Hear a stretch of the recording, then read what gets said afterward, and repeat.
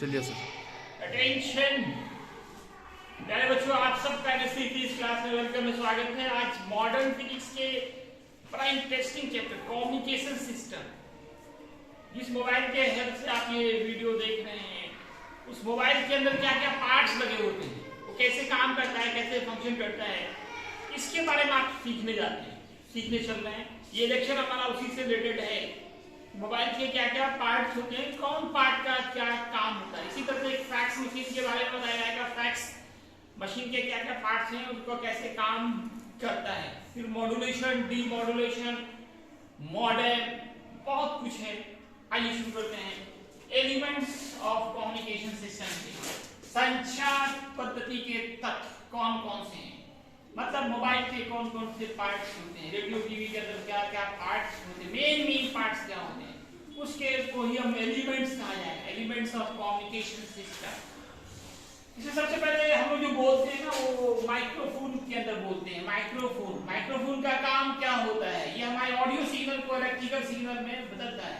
हम बोलते हैं हमारा साउंड निकलता है, इसको ऑडियो सिग्नल कहेंगे, इसको ये इलेक्ट्रिकल सिग्नल में बदलता है माइक्रोफोन। और मॉडेम एक ऐसा डिवाइस होता है जिसमें मॉड्यूलेशन और डीमॉड्यूलेशन क्या है। मॉड्यूलेशन क्या है, ये मिक्सिंग का प्रोसेस है। ये अभी आप देखेंगे वीडियो के अंत में मॉड्यूलेशन और डीमॉड्यूलेशन पता चलेगा। तो मॉड्यूलेशन क्या है और डीमॉड्यूलेशन क्या है, हम आगे चर्चा करेंगे। लेकिन मॉडेम का काम है, मॉडेम का काम है ये दोनों काम करना, मॉड्यूलेशन भी और डीमॉड्यूलेशन भी।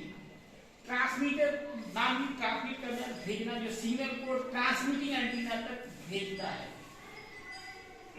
ट्रांसमिटिंग एंटीना का क्या काम होता है, उसका काम है इलेक्ट्रिकल सिग्नल को इलेक्ट्रोमैग्नेटिक वेव में बदलना, इलेक्ट्रिकल सिग्नल को इलेक्ट्रोमैग्नेटिक वेव में बदल देना। जब इलेक्ट्रोमैग्नेटिक वेव में बदल जाएगा तो बिना किसी मीडियम की एक जगह से वो दूसरी जगह जाएगा। कहां तक जाएगा, रिसीविंग एंटीना पे जाएगा।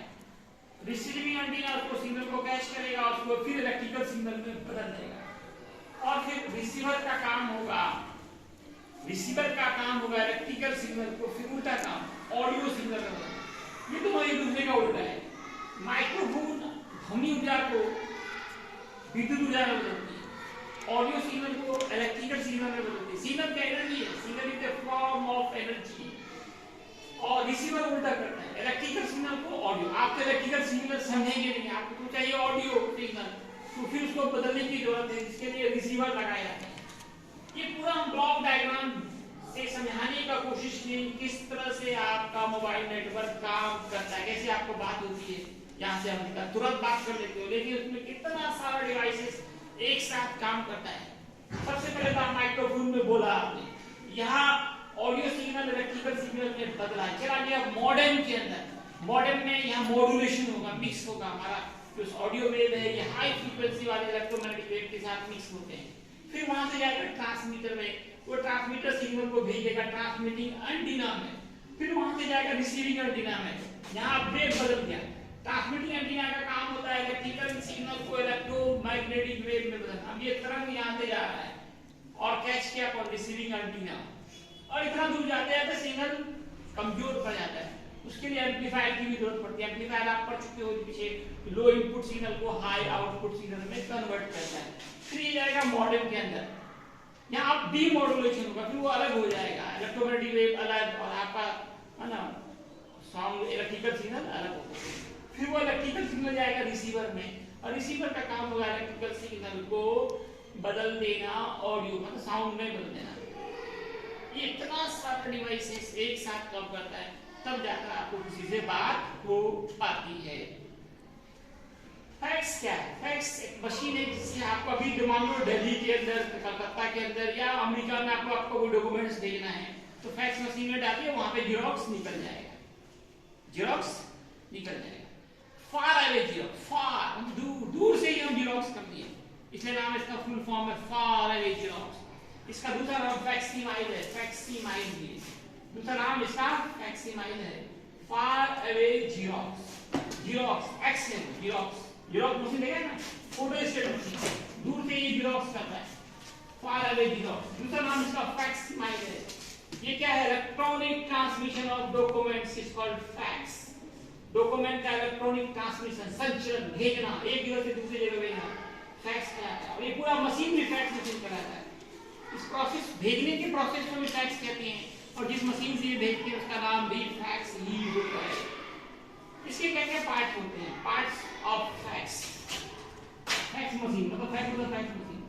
इसमें एक ऑप्टिकल स्कैनर होगा, एक सेंसर होगा, एक मॉडेम होगा, एक प्रिंटर होगा, कितना कुछ लगे होंगे। ये जो ऑप्टिकल स्कैनर, ये आपको ब्लॉक डायग्राम में दिखा रहा है फैक्स मशीन कैसे काम करता है। इसमें दो फैक्स मशीन चाहिए। जैसे मोबाइल की बात करनी तो दो मोबाइल चाहिए, एक आपके पास एक जिससे बात करनी है। इसी तरह से फैक्स भेज रहे हैं तो दो फैक्स चाहिए, एक आपके पास एक जिसके पास आप भेज रहे हो। तो इस फैक्स में जो मेन पार्ट सब जो है ये ऑप्टिकल स्कैनर है, यहीं पे डॉक्यूमेंट रखते हैं। जो स्कैनिंग होता है और वहां से सेंसर में जाता है। सेंसर का काम लाइट अमाउंट को कंट्रोल करना है। अगर लाइट ज्यादा पड़ जाए तो बिल्कुल काला हो जाता है, फिर आपको दिखेगा ही नहीं, पढ़िएगा क्या फायदा क्या हुआ बेच के। अब वहां से चला जाएगा मॉडेम। मॉडेम का काम मॉड्यूलेशन होता है। वहां से ये टेलीफोन लाइन है, ये क्या है आपका टेलीफोन लाइन। इसे टेलीफोन लगाना पड़ेगा तभी जाके होगा टेलीफोन लाइन के द्वारा ये चला गया अगले मॉडल में। यहाँ डीमॉड्यूलेशन हुआ, वहां चला गया प्रिंटर में, यहाँ से प्रिंट आउट बाहर हो गई। ये भी भेज रहा है, ट्रांसमिट कर रहा है, और ये रिसीव कर रहा है। ये भी रिसीव कर रहा है, ये सब काम नहीं करेगा क्योंकि सिर्फ यहीं से हमको प्रिंटर से प्रिंट आउट बाहर निकल गया। अब मॉड्यूलेशन क्या है?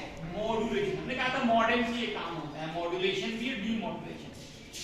एक्चुअली हम लोग जो बोलते हैं ना, ये वेव की रडी फ्रीक्वेंसी बहुत कम होती है, ये दूर तक नहीं जा सकता। कितना चिल्लाएगा कहाँ तक जाएगा आपका? यहाँ से अमेरिका तो ले जाएगा चिल्लाने से।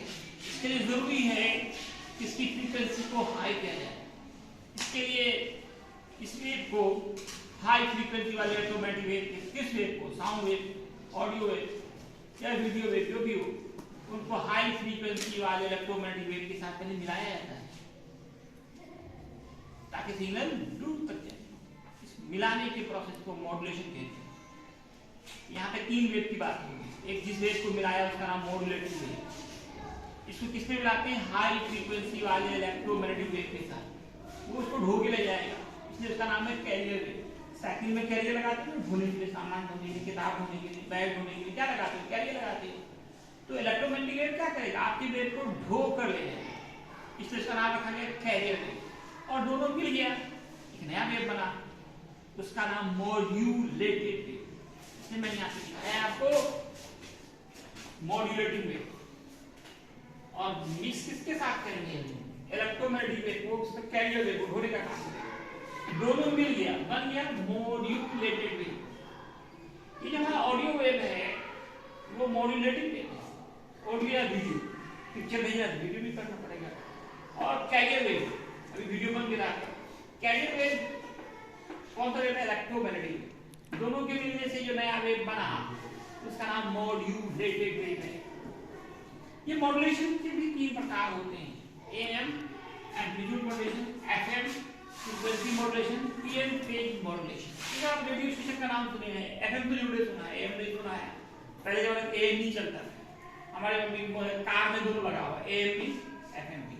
आइए तो आपने दिखा दूंगा, लिखा हुआ पे AM दोनों का फ्रीक्वेंसी बैंड सब कुछ आता है। एम्पलीट्यूड मॉड्यूलेशन, फ्रीक्वेंसी मॉड्यूलेशन और फेज मॉड्यूलेशन, तीन तरह के मेन होते हैं। होने के लिए और भी होते हैं, पल्स मॉड्यूलेशन भी होता है, लेकिन यहाँ जो आपको ये तीन पढ़ना है, एम्पलीट्यूड, फ्रीक्वेंसी और फेज। तो एम्पलीट्यूड ये तो एक जान गए तो बाकी दो खुद से कर सकेगा। आप देखिए अपने एक ही लिखने चलेगा, बाकी दो होमवर्क होगा आपके लिए। एक समझ गए तो बाकी दो में खुद से कर सकते हैं 100%, उसमें कोई दिक्कत नहीं होगा। देखो आप एक साथ तीनों समझ लो। एम्पलीट्यूड मॉड्यूलेशन में एम्पलीट्यूड बदलेगा, फ्रीक्वेंसी और फेज कांस्टेंट रहेगा। फ्रीक्वेंसी मॉड्यूलेशन में फ्रीक्वेंसी बदलेगा, एम्पलीट्यूड और फेज कांस्टेंट रहेगा।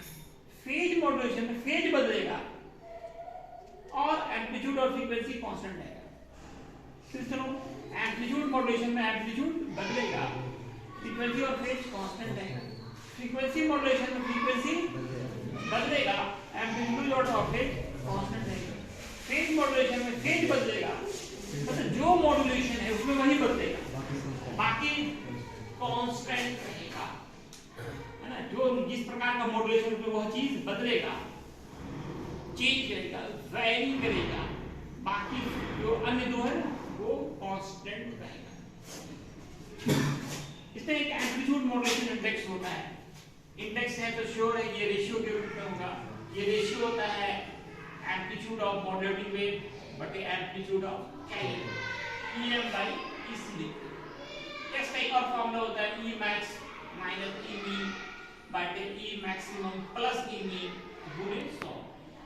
इसका कोई यूनिट नहीं होगा क्योंकि ऊपर नीचे दोनों जगह एम्पलीट्यूड है, जब यूनिट नहीं तो डायमेंशन नहीं, और मान 1 से कम हो। ये सारे 1 2 3 4 ऑब्जेक्टिव यहाँ पे होते हैं, 5 ऑब्जेक्टिव एम्पलीट्यूड मॉड्यूलेशन इंडेक्स से एक ऑब्जेक्टिव आपको जनरली देखा जाता है।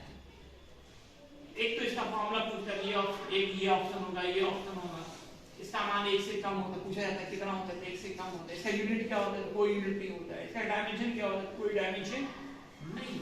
1 से कम कैसे हो रहा है, देखो ऊपर माइनस है नीचे प्लस है, ऊपर घटा रहे हैं नीचे, ऊपर कम रख रहे हैं नीचे ज्यादा रख रहे हैं, तो श्योर है कि क्या होगा, वो 1 से कम होगा। एम्पलीट्यूड मॉड्यूलेशन इंडेक्स का मान कितना होता है, हमेशा लेस देन 1, हमेशा 1 से कम होगा।